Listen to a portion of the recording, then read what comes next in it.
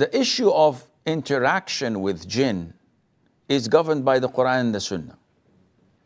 We know that Prophet Sulaiman, peace be upon him, asked Allah Azza wa Jal the ability to control the jinn.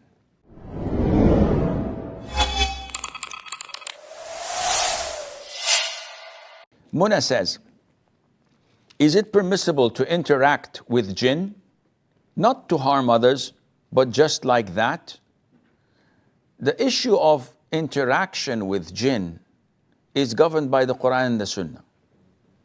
We know that Prophet Sulaiman, peace be upon him, asked Allah Azza wa Jal the ability to control the jinn.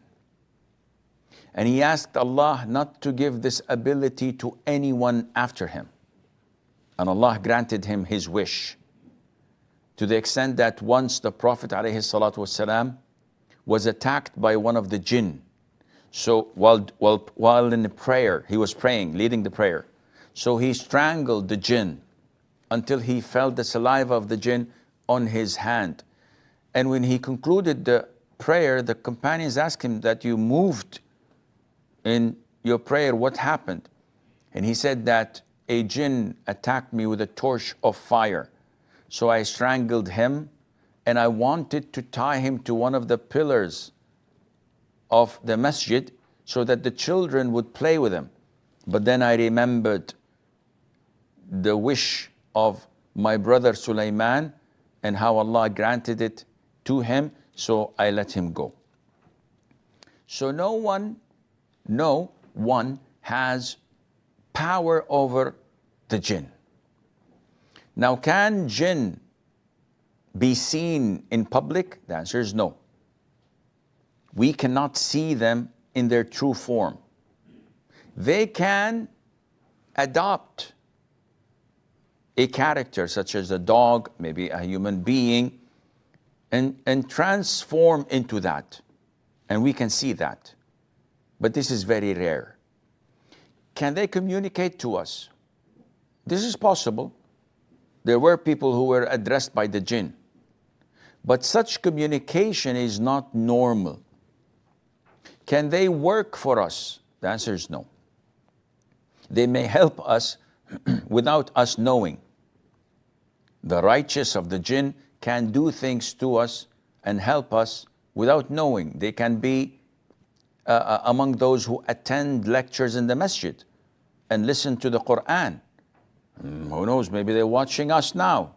This is all possible, part of the religion. This is how they learn their religion. But to claim that we can communicate with them, chit-chat, and maybe WhatsApp them, and that they would serve us to do things we want them to do, this is not permissible. Because they would not obey you unless you worship them. They cannot work for you just because you're a righteous person. Otherwise, they would have worked for Abu Bakr, Umar, Uthman, Ali, and the great companions, which we have no recollection of. So, having them work for you, as some people claim, in Indonesia, in Nigeria, here and there, a man says that he has control over 6 or 10 jinn, and they help him diagnose the illness of a patient and maybe offer or perform surgery with his nail and extract things and then put it back again. All of this is black magic. All of this is shirk, because this person must have worshipped them, offered them sacrifice. Some of them even step on the Quran so that they would be able to communicate with them, or write the Quran in the blood of menses, a'udhu billah. All of this kind of black magic and shirk is there. So it is not permissible to go down there or to believe in what they speak or say, because they're usually blatant liars. And going to soothsayers who are assisted by jinn, just for the fun of it, renders your prayer of 40 days unaccepted. And if you believe in a single thing of what they had predicted, then you have exited the fold of Islam.